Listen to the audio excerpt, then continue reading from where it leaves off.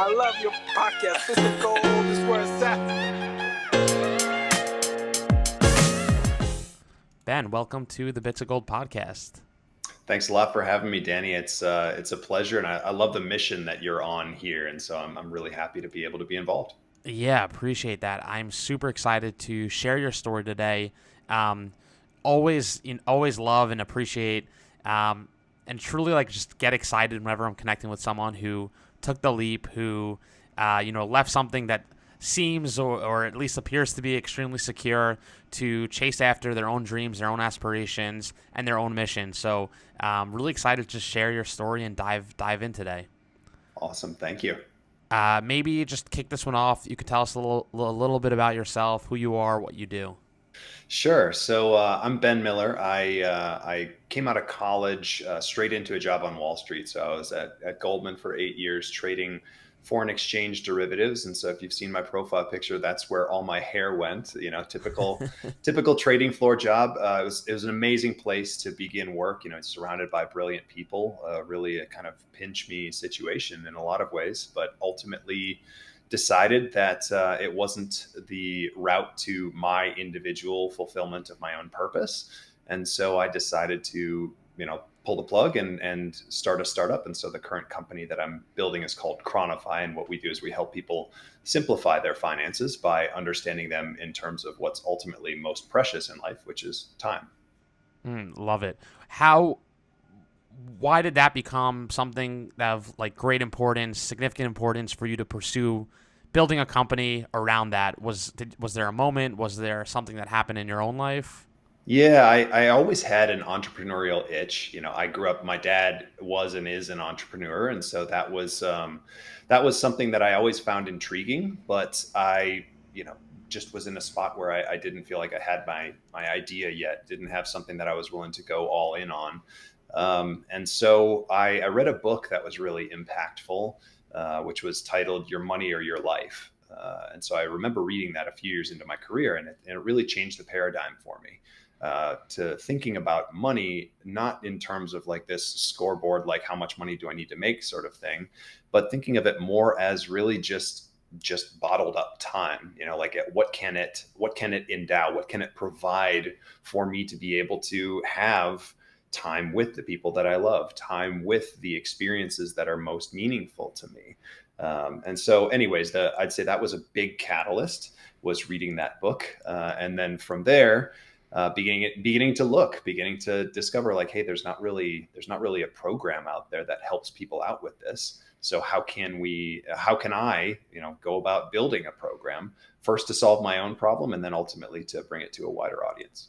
Wow. So you literally read this book and that changed like the course of your life. Yeah, it's an amazing book, written all the way back in the 1900s. Like basically, it's one of the original mainstays of sort of personal finance writing, where you really take a thinking outside the box sort of mentality, and so that reading that book just started the pot stirring and started getting me to think about things in a new way. And then I proceeded, to develop further and further interest in personal finance, and things kind of spiraled from there.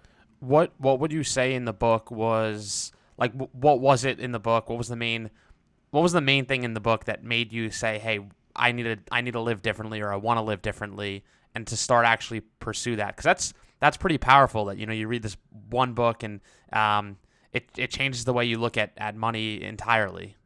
Yeah, it was. I'd say the biggest key moving piece there was just the reformulation.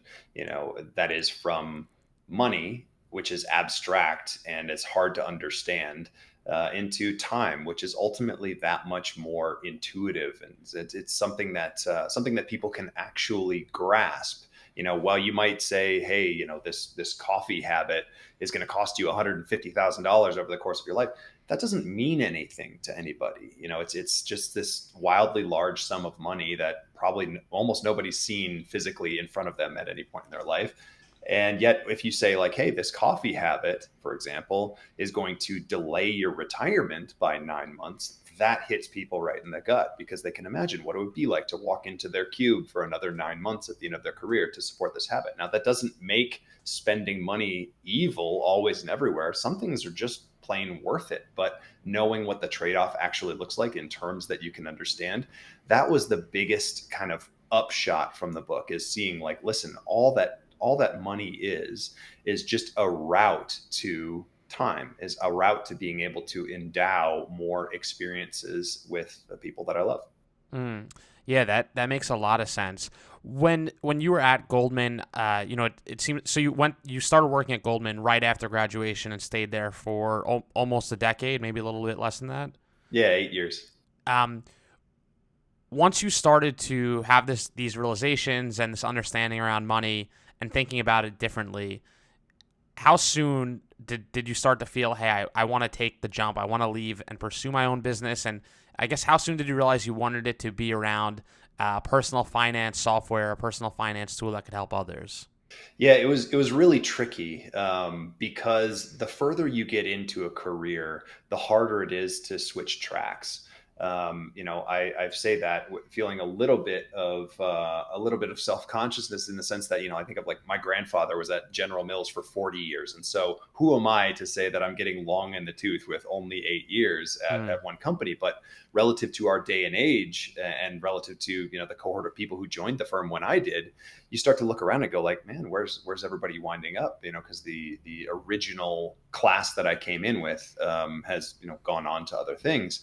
And so, anyways, it's realizing that dynamic was occurring around me, and realizing like, okay, it's getting more and more difficult to think about, being that sort of stem cell, as it were, that you are when you come out of school. You're bright-eyed and bushy-tailed and ready to hit the world and go out and do something. And suddenly, a few years into your career, you can start to feel sort of trapped. Not necessarily trapped, but like the path has been set out for you, and that it'll take a serious, jar to the side of the pinball machine to move things onto a different track. And so for me, wanting to go out and start what's now a tech company, it was difficult, because it's just like, okay, well, if I leave this job, I'm going to go from a place where I'm doing pretty well at what I know, to a place where I'm competing against a bunch of young and hungry, Stanford grads with CS degrees. Like, how's that going to go?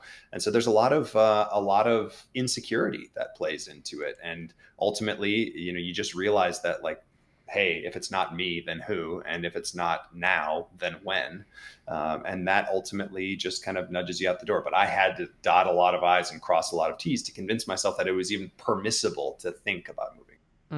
So I want to dive into that piece in a second, because it sounds like you did a lot to kind of give yourself reassurance that maybe try to stack the cards in your favor as much as possible to ensure that you'd have the greatest likelihood of achieving some level of success once you start pursuing your own business. But I guess before that, take us back to maybe what it was like for you while you were at Goldman, wrestling with the idea of leaving and actually taking that jump.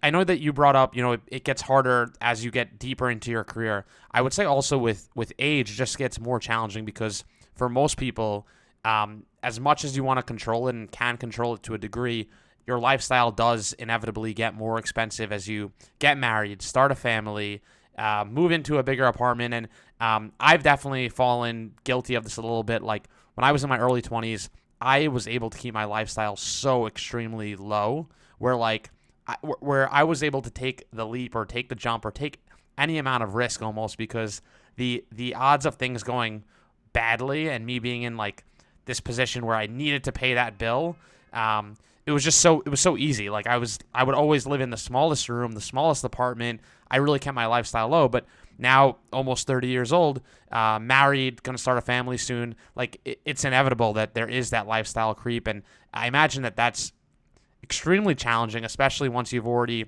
dedicated 8 years of your life to climbing the ladder in ways at this company where, you have this amazing trajectory ahead if you just stay the course. So I'm very curious what that experience was like for you. Yeah, it's a great question because there's a lot of misalignment that can creep in between the way that you're choosing to spend your resources and the way that your people you're surrounded by are spending their resources. Because if you're just locked in, like, hey, I'm going to do this, until they fire me 25 years from now, type of thing, or until I retire, or however that winds up looking in its end state, it's there is a very, there's this siren song of lifestyle inflation that's just like, well, we can afford it, so why wouldn't we? Mm. I I knew that it was always temporary. I knew that this was not a sustainable solution for me. And so, because it was always viewed as temporary, I knew the gravy train wasn't going to run forever. Um, and in fact, I even, planted some seeds. I remember, asking a good friend from college to grab me by the collar if I was still doing what I was doing at 32 and make me justify myself, because I could see that it's, this slippery slope of every year you get paid more, and every year, you get more kind of unvested compensation, and all this type of thing, this boohoo kind of golden handcuffs type of thing. But you can see, like, these organizations are very good at, structuring incentives in a way that makes it appealing for, high people with a lot of intellectual capacity to stick around. And so I was conscious of the fact that there were these dynamics going on around me. And so, knowing that, I probably went a little bit too far the other direction. Honestly, if the typical person in those situations spends more than they should, I probably honestly spent too little. And that was because I had this mentality of, like, I'm not going to be able to do this forever, so I'll sprint to the finish line. It was kind of like, I'm gonna achieve financial independence, ASAP, and then someday later on I'll be happy. And I Mm. realized that that was exactly backwards. I realized that what I should be solving for was happiness right now, so long as I achieved financial independence eventually. And so, once I balanced out that mindset and wasn't so completely draconian about my decisions with respect to spending, it was that much easier to realize, like, listen, I don't need to get this giant pile of money and then live off the interest. I like work. I like work on something that's fulfilling to me. And so, whatever's going to come as a byproduct of doing that, which is what I'm doing now, is what I should be solving for, not never working again. That's not a happy version of me. Mm. So you really started to think through it more as opposed to, how do I amass a large fortune or enough money so I could live off like the interest and investments? How do I figure out more of what I want to do and get paid to do those things, and then live off that money essentially? Totally, yeah. And there was a big element of it that was the fact that I didn't have experience along the lines of having work that was truly aligned with what I felt was my purpose. And so, ultimately, given the interests of, your audience with respect to living in a more purposeful way, that was something I was kind of blind to. I had just come to assume over the course of years and years at an amazing job that just wasn't aligned with me personally, that work was just something you did to sell your time to get money. And then with that money, you could do things that you actually liked. And it wasn't until I started peeling back the layers of this onion, trying different ways of working and different projects on which I could work, that I realized, wow, work isn't just this, like, necessary evil. Work is something that is positively life giving if you're doing it in the right ways and towards the right causes.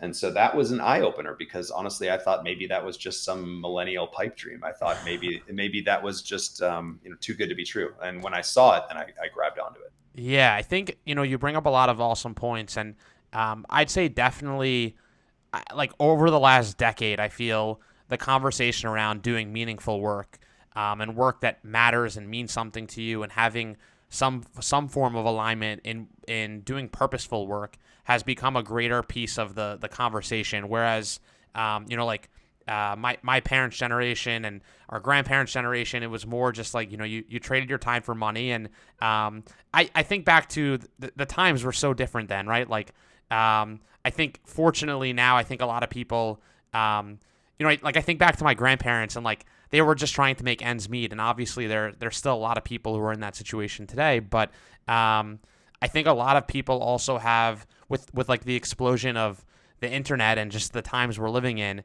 I think a lot of people have a luxury that didn't exist where you could start making money off your phone or trading, doing things on a consultative way that just wasn't around 20, 30, 40, 50 years ago.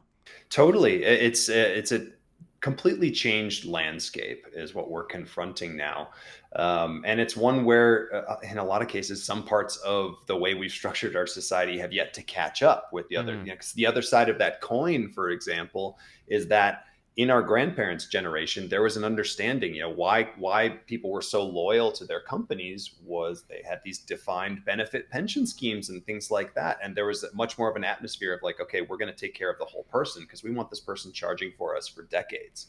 Whereas now the ethos is much more kind of like, if you haven't moved in the last 24 months, might be a good idea to jump so that you can, up your pay or get a new, stamp on your resume or that sort of situation, and which makes sense when, again, the retirement plans that are available to people have gone away from that defined benefit and have gone more to like, hey, you should sort this out on your own. And so it's a completely different game. It's a completely different solution to solve for now that we have these different ways of working. Let's talk a little bit about how you stack the deck in your favor to give you the confidence to take the leap, to take the jump, and to start Chronify. I'm curious if you could share a little bit about what that was like for you. Yeah, so stacking the deck is a great way to put it because life is murky. There are so many decisions to be made and so much going on. So many different stimuli that are hitting us at every moment of every day. It's tough to take a step back and actually evaluate things. And moreover, once you do, oftentimes it's like, okay, well, there are 4 great points pointing this way, and then there are 3 great points pointing the other way. So I don't know, I'm sort of on the fence. How am I going to weight these different factors? And so I was at a rare, clear moment in my life where kind of everything was pointing in the same direction. I was starting to get kind of tired of the work that I was doing, not because it was bad work. It was just, again, I was itching for something else. And then meanwhile, I had just, started a family. And so I had a daughter who was then 2 years old, who was telling me that her favorite thing to do was to walk on grass. And so as somebody who grew up in Minneapolis, where there's a lot more space and greenery and things like that, I was thinking like, man, we got to get this girl some grass to walk on. And so living in New York or its orbit was another factor that I felt like was pushing us towards some more wide open spaces. And then just on top of that, I had an itch that there's this product that I was dying to bring into the world because I wanted to see what it could do for people. And so when you combine those factors, it just became this sort of, in retrospect, obvious decision. But I'm glossing over the part where there was so much hemming and hawing, so much trying to gain clarity. And I found that ultimately what did it for me, what gave me that clarity to want to do this crazy thing and make this jump in the first place was a change in perspective. And so when I was looking at things, I was feeling absurdly like I was in a position of scarcity rather than abundance. And having that situation is one where most people look and go, dude, what are you thinking? Why are you feeling that there's scarcity here? But that's the perception. It's in many cases, it's fear that keeps people from moving on to their next act because, it's kind of like a devil, sort of thing. And so when I changed my perspective, and I was in the fortunate position that having not been subject to lifestyle creep and also having chosen an amazing wife who's, our idea of a great Saturday night is like sitting down over a board game table and seeing who's smarter type of thing. It's like our hobbies our lifestyle wasn't that expensive. And so we were able to keep our costs under control and get to a point where it's like the combination between our savings and our low cost of lifestyle meant that it was going to be years until we really needed to worry about money. And so when I saw that perspective, it was like, okay, it's time to take a risk. It's time to shake things up, give my daughters the upbringing that I want for them, and hopefully give them an example of a dad who loves what he does and isn't just selling his time for money. That's amazing to hear. Take us through the launch of Chronify, and I'd love if you could share a few highlights of from inception to where you are today, and a little bit about where you're going. Yeah, I'd say startups are not for the faint of heart. It's a full-time job. As much as I'd like to say, oh yeah, I wish I'd done that straight out of college. It's just not the way that I'm wired to be able to do that.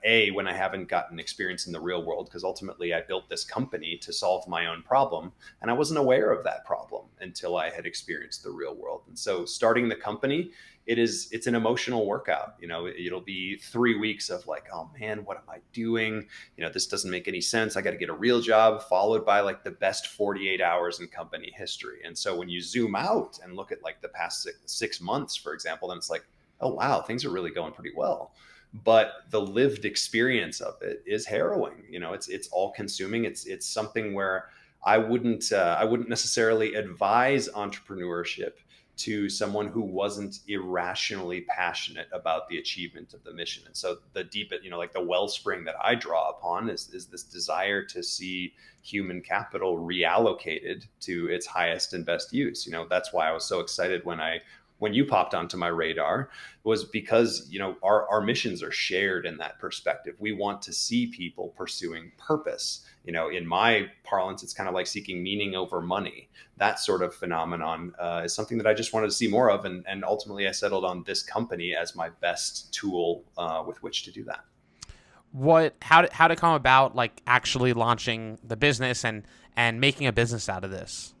Yeah, so when you begin a business plan, you have all of these pie in the sky ideas of, here are some features that I want to embed within the product. Here are some of the ways that I want to make money off of it. Here are all these different things, and so you kind of have to flesh out the entire space, but then you settle in on this kernel of like, okay, what do I want to give people? Ultimately, what I want to give people is the confidence about where they are to be able to even properly start thinking about getting to where they want to be. Because that was the problem that resonated with me. I was insecure, didn't know if I was just, forsaking my family's financial future so that daddy could have a job that put a smile on his face. Like weighing these trade-offs is not an easy thing. And personal finance, you've got people with PhDs in other topics who just don't have a clue about personal finance, because how could they? We don't educate around it. And Mm. so the problem deeply resonated with me. And that covers for a lot of other things, because the list of tasks that are required to embark on a business venture, and the number of plates I have to keep spinning at any one time to keep this thing afloat, is a laundry list. However, to get back to your original question of how I made an actual business out of it, I determined that ultimately a subscription was the right way to go, because I think people are waking up to the fact that if they are not paying, then they are the product. And especially when it comes to your finances, like you don't want to dump in a bunch of data just so that people can market other products to you that may or may not be in your best interests. And so I think what we're ultimately doing is we're trying to help people know that, like, listen, there is no incentive but to give you the best possible product. And once I saw that people would actually pay for that, it was this self-perpetuating cycle that has gotten us to where we are today. Yeah, that makes a lot of sense. So what would you say just in terms of like the tools that your platform offers? Is it mainly that it just gives the individual the best understanding of how their money can work for them? Like I'd love if you could share a little bit more about the actual platform. Yeah, sure. So, I mean, we'll put it this way. Personal finance, people think personal finance and they think it's crowded. They think like, oh, there's tons of budgeting apps out there. They handle the past, like, what did I spend my money on last month? There's tons of investing apps out there that are like, if you're fortunate enough to have some money like, stocked away, then it's like, okay, I've got money. What should I do with it? Where there isn't a lot of action and where we've tried to plunge in, that is Chronify, is in the present tense, is in helping people understand how does what I'm doing right now impact my overall financial health. And so what it does is, you dump in your first wave of numbers and you're able to see like, oh, great. Okay. I've got 6 years in the bank. I can afford to coast for 6 years right now. That's my idea of my financial health or my wiggle room. You can see like, oh, it'll be 13 years given my present income until I'm able to retire, or it'll be 4.5 years until I can switch from being this like high dollar corporate lawyer to doing the pro bono work that I always said I wanted to do. So basically, we give people that perspective to pursue whatever goal is most resonant with them. And then, so you get that mark to market, here's where you are, but then you're able to dive in and dynamically track over time. Like, hey, over the last month, I got 6 months closer to retirement. What's that coming from? Was it the market? Was it my spending habits? What's actually going on under the hood? Or you can evaluate those behaviors and say like, hey, here's where this, gym membership or this coffee habit or whatever it may be is fitting into the context of my individual life. So you can make those decisions that are like, okay, that's not worth it. I'm going to axe that expense. Or you can say like, listen, I'd be a wreck if I didn't go to the gym. What is money for if it's not for keeping me healthy and bringing my best self to my relationships, et cetera? The gym does that for me. Worth it. Keep it in. And so it's a way to make sure that you're on track to achieving the life that you actually want to have. Yeah, that makes a lot of sense. So essentially, you empower people by giving them the data and the tools to help them understand what their money actually means and how they can make better choices to live a more fulfilling life and really optimize how they want to spend their time.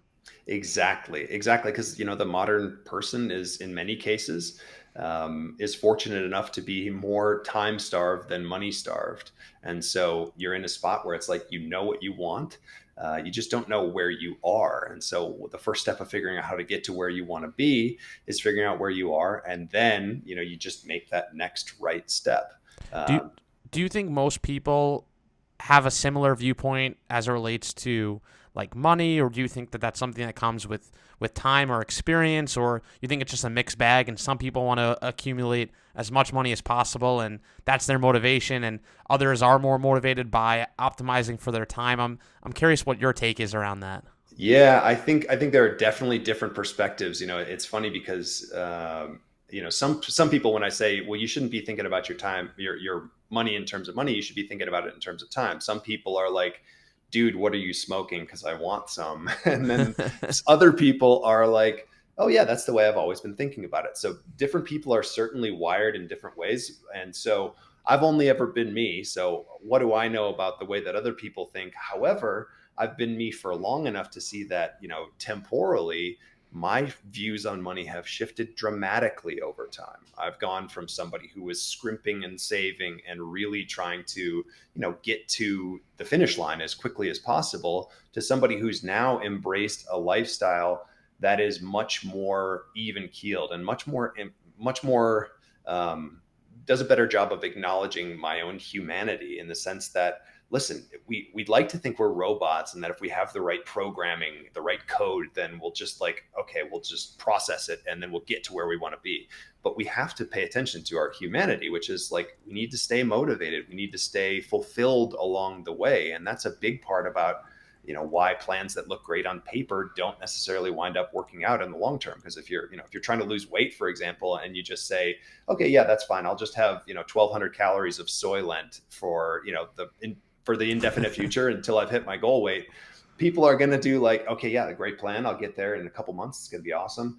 And then week 2, they're like, this sucks, I'm out. And then they have a piece of chocolate cake, so you have to structure things in a way that's sustainable and that you can actually, pull the first fruits of retirement forward and enjoy your life along the way so that you can keep the engine humming. Yeah, I completely agree. Money is such a weird thing because, it drives people to do crazy things. It drives people to make, irrational decisions at times. I'd say, and it's such a mixed bag in terms of, I guess how people come to have a relationship with money. It's like, it's part experience, it's part the community, people that are surrounding them, parents, family, the influences, society, social media. It's very interesting, to really think about, how you want to live, the lifestyle you want to live, and how money plays into all that. Absolutely. And I mean, there's a big element of transparency that comes around that as well, because the way that most people think about their finances, they treat it kind of like their sex life, where it's just like, okay, yeah, I know all this stuff, but I'm not going to share it willy nilly. And, Mm. you certainly don't want to be posting your social security number on the internet or things like that. But the idea that, who does this hurt when we keep these types of thoughts, these types of concepts to ourselves? It's ultimately the people who need the wisdom the most that wind up being deprived of it. Because if you're limited to only your immediate circle of like people that you really, really trust enough to like share what's going on in a big part of your life, which is finance, if you're only going to share them with a small subset of people, then you're only going to get a small subset of advice, of like guidance, wisdom, etc. And so like I think there's a wave with the younger generations, of which you and I are a part, that is beginning to embrace a little bit more transparency around that. And I think that's a really good and healthy thing, because it helps people to tap into the wisdom of other people who have thought about it. Yeah, absolutely. I'm always intrigued, by when I see people who are living and making the choices they're making on a daily basis. I'm always intrigued how intentional they were around getting to that point, and I guess I'm always intrigued if they're consciously aware and very intentionally making the choices, and if they understand like why they're doing that, or if they're just sort of doing it because that's what they've always done and it's all they know. The best example that I can think of that comes to mind immediately, are like friends that are corporate lawyers, and they're on this path where they're able to make boatloads of money. But in my experience, what I've seen at least is a lot of those people are losing as it relates to a lot of life experiences that they just can't be present for because their job is so demanding. I think back to a couple weeks ago, my sister had a birthday party for her 1 year old, and someone came over. He's a corporate lawyer. His wife's outside socializing, and he's upstairs at the birthday party, plugging away at work on a Saturday. And what came to my mind instantly was, does that person want to be there? Is it driven just, hey, I'm on this path, I'm gonna make so much money and I'm enjoying that and that's what I'm optimizing for? Or is it just that this is all I know, this is all I've done, and I've never even actually thought about, is this actually how I want to be spending my time, and is the trade-off worth it in terms of the money I'm making and the opportunities that I'm missing? Totally. I mean, and that it brings to mind this notion that there's a ditch on both sides of the road, right? Like you can just completely neglect and ignore your finances, and then you wind up potentially, reaping the consequences down the line. Or you can over optimize and really dive in. You're that dude who's like 3 hours every Saturday, deep in his spreadsheets type of thing. And both of those are kind of rotten solutions, because ultimately the whole goal of finance ought to be getting it out of the way so that you can get back to living your actual life. And so if you're that corporate lawyer who's upstairs tapping away on his computer on a Saturday, I thankfully I always had Saturdays because I was working market hours. So I always had Saturdays to look forward to in terms of an oasis with my old job. But like the idea here, it's something that hit me. I read a great book by Eckhart Tolle a while ago called The Power of Now. And I saw echoes of that same sort of thought in one that I finished more recently called 4,000 Weeks, which was phenomenal. That's Oliver Berkman on that one. But like basically, the idea, the upshot that I draw out of those is like, listen, there's a now that is all we ever have. All future moments, all past moments, they're inaccessible. And so it's incumbent upon us to opt in to now, because it's the only thing we actually have to lose. And so people can go way too far with planning, just storing up treasures for a tomorrow that may never come. And so this idea of trying to be a responsible steward of your financial resources can sometimes come into conflict with being a responsible steward of your life. And so being able to really embrace that, and not only, enjoy it for its own sake, but also enjoy it because you're creating a habit of then like, hey, if I opted into now, then I'll be that much more likely to opt in to the present moment in the future. You're creating a habit, a reason for thinking that there's a future worth saving for. And so there's a Hmm. there's a feedback loop in there. It's very important to be present and to enjoy the here and now, because tomorrow's not promised. Yeah, 100%. How do you think people can become more intentional around thinking through how they want to optimize for their money or financially? Like, how do people get crystal clear around what their goals are so they can actually start to think about, like, hey, how much money do I need to make? How much money do I want to make? Where's the sweet spot? How do I want to live? What do I want my lifestyle to look like? How do people get crystal clear around that? Well, let me give you the answer. It's only 3 words long. No, basically, that's a big question, but yeah, I mean, how do you develop certainty around one of the most complex topics that, by the way, nobody's educated about? So the first step, right? You want to figure out, what do I actually want to be doing with my time? What is like, where am I in flow? Where am I in my bliss? Where am I actually enjoying myself? For me, it was like, I'm waking up at 4 a.m. so that I can code before I go to the gym, before I go to the office. A lot of people get paid to code. I'm not getting paid anything to code. I think I should probably pay attention to that. And so finding something that's actually aligned with who you are, that's step one. So then you figure out where you want to be. And then step two is figuring out where you actually are. And only there, well, shameless plug, that's something that Chronify is very useful for, but like figuring out the actual nature of your current status, basically. Most of it can be done on the back of a napkin if you're so inclined. But like, the idea is, you figure out where you want to be, you figure out where you are, and from there you can plot a path to that place that bears in mind all of these random other things that can crop up, like once you start having kids, a mortgage, etc., other obligations. The landscape is always shifting. So what you plan today, you're not even going to be the same dude in 5 years that as you are today. Like, I certainly am not the same as I was 5 years ago, and I hope that I've learned something 5 years from now. And so it's like, you're solving for something that's like, okay, what's my best prediction of what future Ben is going to want, Mm. knowing full well that he might go like, yeah, I know you tried your best, buddy, but this is actually what I want now. So you do the best you can with what's at your fingertips while enjoying the ride, and that's kind of the whole point. Yeah, that's great advice.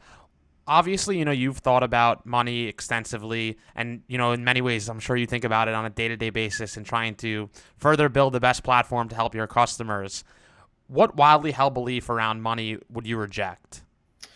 Ooh, what widely held belief around money? Um, I hesitate to call this, or I hope it's not a widely held belief, but if you believe, the preponderance of personal finance content creators, um, there's this impression that getting rich, in any sense of the word, is something that can happen in relatively short order. That's not the way the real world works. Like, the real result at the end of your financial life, or whatever it may be, is this accumulation of small decisions that are made every day. It's unsexy, it's to some people boring, dry, etc. But when you get those little things right, then it turns out the result kind of snowballs on itself, and leaves you in a spot that gives you many more options. That being said, I have to jump in and temper what I just said, because there's a big extent to which, well, something that I got wrong originally. And so everybody in personal finance, including my past self, couldn't see past this one. But it's this idea that people are, what am I trying to say? This idea that choice is always a good thing. And I'm going to sound strange saying that, but there's an awesome book by Barry Schwartz called The Paradox of Choice. And that dives into the fact that it's not always a great thing to have 100 different salad dressings that you can choose from. Sometimes it's better to like go to Costco and just have like, hey, this is the one you want. Trust us, we tried them all, and like have that curation. And so I'm a former options trader, so this was very difficult for me to overcome, because time value of an option, to get nerdy for a second, is something you never want to forsake. You never want to early exercise if you don't absolutely have to, because who knows what the market's going to do tomorrow. Mm. Now, the way that real life works is, we're not these like supercomputers that can just constantly and efficiently process a million alternatives. Sometimes committing to something and forsaking other options, doing this crazy thing called marriage, for example, is one of the best decisions I've ever made, where it seems like, okay, you're cutting off all these other options, but what that enables you to do, shaving off or forsaking other options, enables you to really commit and dive in depth to something that is actually, you're putting it at the top of your priority list. And so that level of understanding, embracing again my own humanity, and seeing that an extra option is not always a good thing, because it's distracting. We've only got so much time, so much attention to dole out. And so to the extent that we can ring fence that for the things that really matter most, sometimes that's what's most important. That's really interesting to hear. Um, on a similar theme, as someone who has extensively thought about how to use the money that you've made, that you're making, what would you say is the single best investment that you've made? Doesn't have to be a physical investment. It could be a thing that optimized to give you more time to. It could be really anything. Yeah, the single best investment that I've made. I'm going to take some poetic license with that, because I think the world of investments is broader than people think. So what do I mean by that? I think the best investment that I have made, and the best investment that I continue to make on a practically daily basis, is time with my kids. And so when you think investment, oftentimes you think in terms of like, okay, I pay a little money now or a little something now to get something later, hopefully in a bigger quantity. And the thing that I think people fail to realize is that all of the things, or many of the things in their lives, are subject to the same dynamics. And so when I think about, moving to Colorado, we restructured our lives in a way where I wasn't, beholden to a boss who could tell me like, listen, you got to not only come in from these hours, but also we'd like you to be at this work dinner. We'd like you to be at this function and all that kind of stuff. I went to the other end of the spectrum, which is basically like, I show up when I want to, which happens to be pretty similar to market hours. But, if somebody needs something, if one of the kids needs something or has an event or that type of thing in the middle of the day, it's like, okay, this is what life is all about. And so moving to Colorado, we restructured our lives in a way that I was able to spend, and am able to spend, several hours a day with my kids, pretty much every day.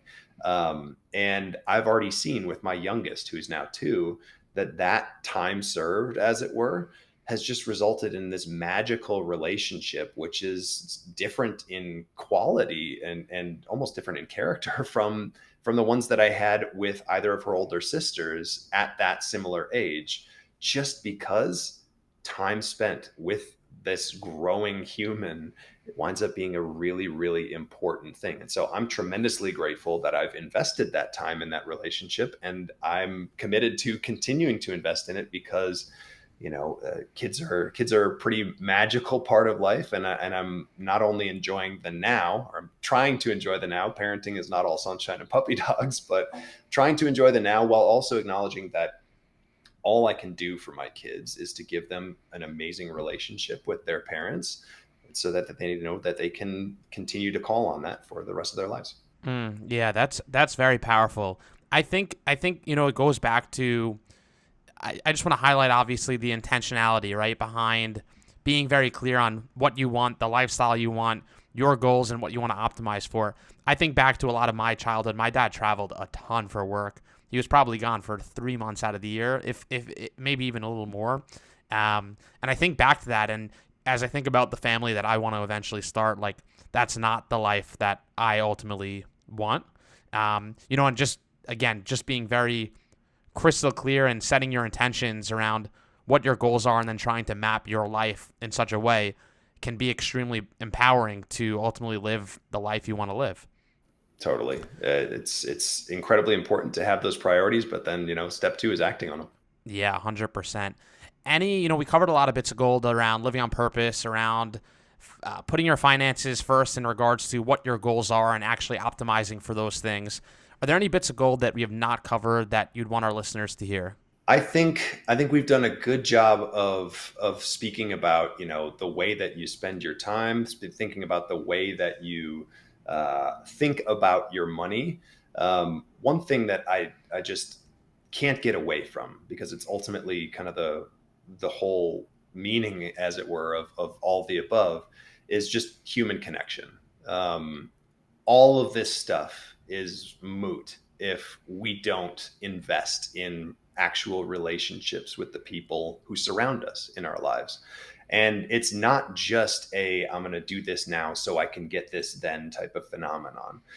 This is what life is made of, to wax philosophical for a moment. Like the whole point of any of these planning processes, of any of this stuff that we do with the time that makes up our days, is to ultimately give us what people actually value when they look back at their lives. And that is meaningful connections with the people that they love. And that circle can be as tight or as broad as people want to define it for themselves. But I have realized, for example, over the last year, I spent a lot of, well, my first 8 years out of school, I spent head down, shoulder to the plow, really focused on work, trying to do the best that I could, and basically clear out all the rest of life so that I could just really focus on that. Now, I was lucky because I met my spouse when we were still in college, and so I dating was a part that I could take out of the equation. Um, of life. But I spent almost a decade really just focused on career. And what I was missing, what I was intentionally missing, it turns out, was these chance collisions, these happy coincidences that enable you to develop connections with people who are going to be a big part of your life moving forward. And it's been ridiculously exciting to me that over the past, year to year and a half, as I've had this company in the market, as I've really been intentional about reaching out, I've met some of the best friends that I've ever made in my life. And so developing that human connection and really leaning into that, like what's behind door number three, getting excited about an unknown that could happen in the future, is something that I wasn't experiencing for a very long time. And I've realized only by, now in contrast, how important it is to allocate a certain portion of your life to just trying new things, trying new, whether it's a friendship or a new hobby or whatever it may be. Don't crush that out. You want to make sure that you leave enough slack within your life to embrace the opportunities that are always right around the corner. Love that so much. That's certainly a great bit of gold. Ben, where can people connect with you, find you, follow you, and try out your platform if they want to give it a swing? Yeah, thanks for asking. You can try out the platform at www.chronify.com. And essentially, I'm on LinkedIn. I'm occasionally on Twitter. Like basically, we have a blog and a podcast. And so if you want more Ben, like that's a great place to dive in. But yeah, I would love to even personally help any of your listeners. Again, as I said at the top of the show, I love what you're up to, with respect to just helping people to dive into more purposeful existence. And so that's the whole reason why I started this company in the first place. And so I love diving into the weeds with people, helping them think through situations. It's legitimately fun for me. So Aw- anybody who wants help, feel free to reach out. I'm always available. Awesome. Well, Ben, thanks so much for coming on the show today. Thanks a lot for having me. It was a pleasure.